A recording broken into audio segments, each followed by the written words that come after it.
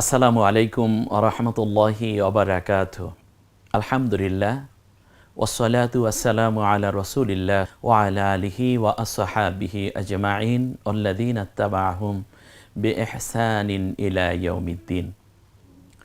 বাংলা ভাষাভাষী ভাই বোন, পৃথিবীর যে প্রান্ত থেকে যারাই দেখছেন প্যানভিশন টিভির অনন্য বরকতময় আয়োজন তিলাওয়াত শেখার সহজ উপায় অনুষ্ঠানের নবম ক্লাস থেকে সকলকে আন্তরিক মোবারকবাদ জানাচ্ছি। সম্মানিত ভাই বোন, আমরা একটু একটু করে কোরআন তিলাওয়াত শিক্ষার যোগ্যতা অর্জন করছি। ইতিমধ্যে অনেকেই নিজেদের অর্জিত সামর্থ্য অনুযায়ী কোরআনের যে কোনো জায়গা থেকে তিলাওয়াত করে যাচ্ছেন। দোয়া রইল আল্লাহ তাআলার কাছে আপনাদের জন্য নিরন্তর কামনা থাকলো আল্লাহ তাআলা যেন সকলের জবান থেকে আল্লাহরই পবিত্র বাণী কোরআন তিলাওয়াতের তৌফিক দান করেন। আসুন আজকে নবম ক্লাসে আমরা সূরা ফালাক এর তেলাওয়াত শুনব। মূলত সূরা ফালাক এবং নাস দুটো সূরার মধ্যে 11টি আয়াত আছে। মুহাদ্দিসিন এবং মুফাসসিরিনে কেরামদের কিছুটা মতপার্থক্য থাকলেও অনেকের মত অনুযায়ী এটা মাদিনায় অবতীর্ণ এই সূরা দুটো একই সাথে নাজিল করা হয়েছে। আল্লাহ সুবহানাহু ওয়া তাআলা এই সূরা দুটোর মধ্যে সূরা ফালাকের 5 আয়াত এবং সূরা নাসের মধ্যে রেখেছেন 6টি আয়াত, মোট 11টি আয়াত। আমি আজকের এই নবম ক্লাসে আমি শুধুমাত্র আমলের অপরিহার্যতার কারণে এবং বর্তমান বিশ্বের প্যান্ডামিক সিচুয়েশনের কারণে নিজের নিরাপত্তার জন্য আল্লাহ রাব্বুল আলামিনের দেখানো পদ্ধতিকে জানানোর উদ্দেশ্যে আমি এই ক্লাসটি এই দুটো সূরার গুরুত্ব এবং ঐতিহাসিক প্রেক্ষাপট এজন্য বর্ণনা করব যাতে করে এই দুটো সূরা আপনারা ভালো করে তিলাওয়াত করতে পারেন এবং আমল করতে পারেন।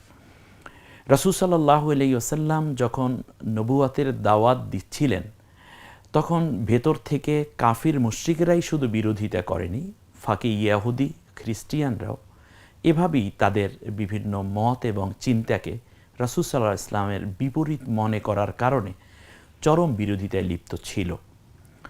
এক পর্যায়ে শারীরিক, মানসিক, সামাজিকভাবে রাসূল সাল্লাল্লাহু আলাইহি ওয়াসাল্লামকে হেনস্থা করা, তার পাশাপাশি অর্থনৈতিকভাবে বয়কট করেও ক্ষান্ত হননি। এমন একটি সময় উপস্থিত হয়ে গেল রাসূল সাল্লাল্লাহু আলাইহি ওয়াসাল্লামকে একেবারেই শেষ করে দেয়ার ভিন্ন পন্থার কৌশল হিসাবে এক ইয়াহুদি রাসূল সাল্লাল্লাহু আলাইহি ওয়াসাল্লামকে জাদুটোনা করেছিল।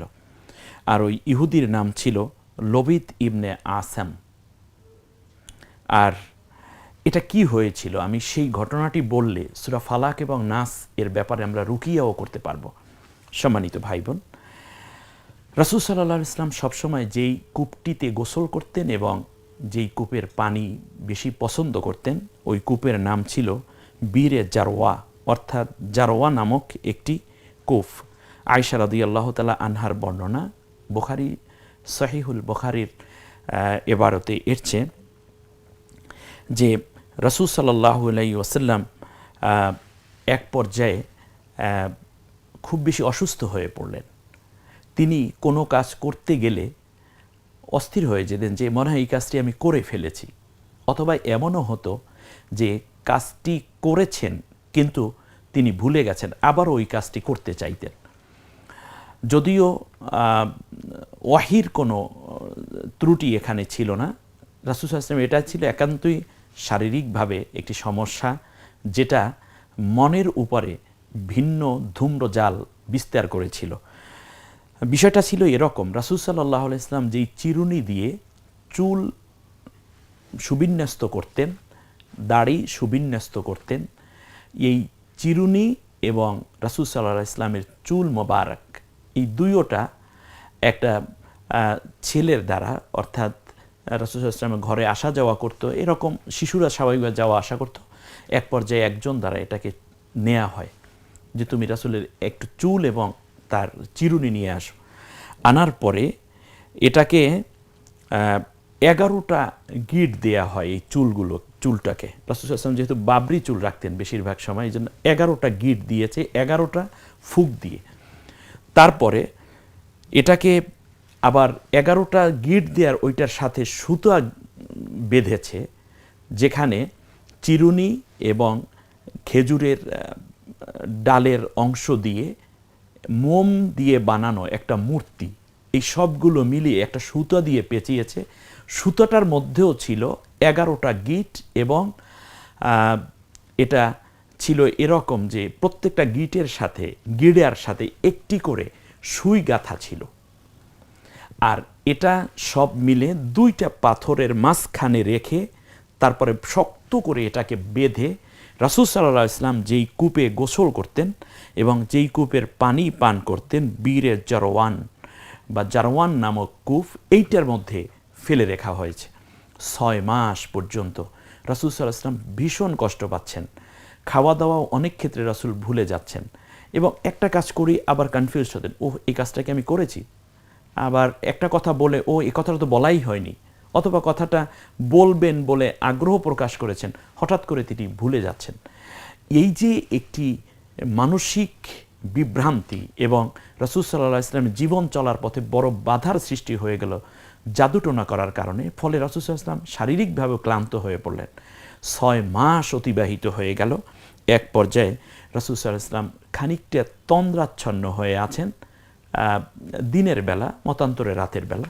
তখন 2জন ফেরেশতা রাসূল সাল্লাল্লাহু আলাইহি ওয়াসাল্লামের মাথার কাছে একজন ফেরেশতা বসলো আর একজন পায়ের কাছে বসলো।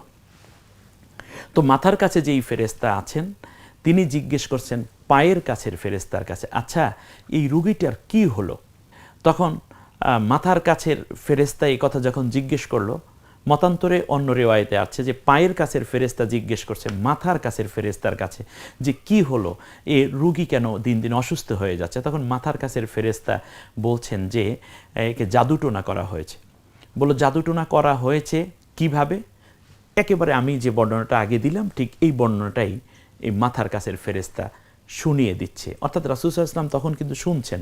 আর নবী রাসূলগণ ঘুমালেও তাদের কান ঘুমায় না, তাদের অন্তরাত্মা ঘুমায় না, তারা শুনতে পায়। এক পর্যায়ে রাসূল সাল্লাল্লাহু আলাইহি ওয়াসাল্লামের এই কথোপকথন 2 ফেরেশতা নবী সব শুনতেছেন। বলল যে এটা কোথায় আছে? বলল যে জারওয়ান কূপের মধ্যে আছে এই পাথরটা। বলল তাহলে এই চুল নিল কীভাবে? বলল চুরি করে নিয়েছে। আমি ফাঁকে শুধু এতটুকু বলে রাখি, মা বোনেরা এবং ভাইয়েরা, আমরা অনেক সময় যখন যেখানে ইচ্ছা সেখানে একটু চিরুনি করে ফেলি অথবা চুলটাকে এভাবে ফেলে রাখি। আমাদের বিশেষ করে মা বোন এবং আমাদের ভাই সকলকেই অনুরোধ করব, আপনাদের চুলগুলো যত্রতত্র ফেলবেন। এটা পরিবেশ এবং শরীরের জন্য যেমন ক্ষতিকর, ঠিক তেমনই কোনো দুশ্মন যদি থাকে আপনাকে কিন্তু এখান থেকে বড় ঘায়েল করার একটি সুযোগ সে নিতে পারে। দ্বিতীয় যেই কথাটি আমি বলছি, রাসূল সাল্লাল্লাহু আলাইহি ওয়াসাল্লামের এই বিষয়টা যখন স্পষ্ট হয়ে গেল, বলল যে এই জারওয়ান কূপের মধ্যে এটাকে ফেলেছে। তারপর জিজ্ঞেস করা হলো তাহলে এর থেকে উপায় কি, এই রোগী কীভাবে সুস্থ হয়ে যাবে? সাথে সাথে মাথার কাছের বসা ফেরেশতা বলল যে এখনই ফেরেশতা চলে আসবে। এমন সময় জিবরিল আলাইহিস সালাম চলে আসলেন, এসে 2টো সূরা একই সাথে তেলাওয়াত করলেন। এজন্য এই সূরাটাকে বলা হয় যে মুআউযিজাতাইন, অর্থাৎ আল্লাহ তাআলার কাছে আশ্রয় চাওয়ার 2টি সূরা একই সাথে নাজিল করা হয়েছে। তো সূরা ফালাকের মধ্যে আছে 5টি আয়াত আর সূরা নাসের মধ্যে আছে 6টি আয়াত। 6 আর 5 11টি আয়াত। বলল তাহলে এই রোগ থেকে কীভাবে মুক্তি পাবে? বলল যে প্রথমে কূপ সেচ করতে হবে, এরপর পাথর উত্তোলন করতে হবে, তারপর পাথর যে বেঁধেছে শক্ত রশি দিয়ে এই রশিটা খুলে ফেলতে হবে, তারপর 2টো পাথরকে আলাদা করলে মাঝখানে চিরুনি, চুল এবং মূর্তি আকৃতি যে মোম দিয়ে বানানো আছে এগুলো সব আলাদা আলাদা করে ফেলতে হবে। তারপরে চুল যেটা আছে সেটার মধ্যে একটা সূরা পড়ে, মানে একটি আয়াত পড়ে, যেমন কুল আউযু বিরাব্বিল ফালাক, এটা পড়ে তারপর একটা ফুঁক দিলে একটা গিট অটো খুলে যাবে, একটা গিড়া খুলে যাবে। এমনি করে 11টি আয়াত যখন পড়বে সাথে সাথে 11টি গিড়াই আল্লাহর কুদরতে খুলে যাবে এই সূরার কারণ। কারণ চুলের গিড়া তো আর খোলা যায় না, এটা আল্লাহ তাআলার এই আয়াত দিয়ে খুলে যাবে। তারপরে রোগী আস্তে আস্তে সুস্থ হয়ে উঠবে। রাসূল সাল্লাল্লাহু আলাইহি ওয়াসাল্লাম তার এই তন্দ্রাচ্ছন্ন অবস্থা কেটে গেল, ফেরেশতারাও চলে গেলেন। হযরত আলীকে ডাকলেন, আলী রাদিয়াল্লাহু তাআলা আনহু বলেন, আলী তুমি এই কূপটা শেষ করে ফেলো। কূপ শেষ করে তারপর বলল, যেটার মধ্যে পাথর আছে দেখো তো, ভিতরে নামো।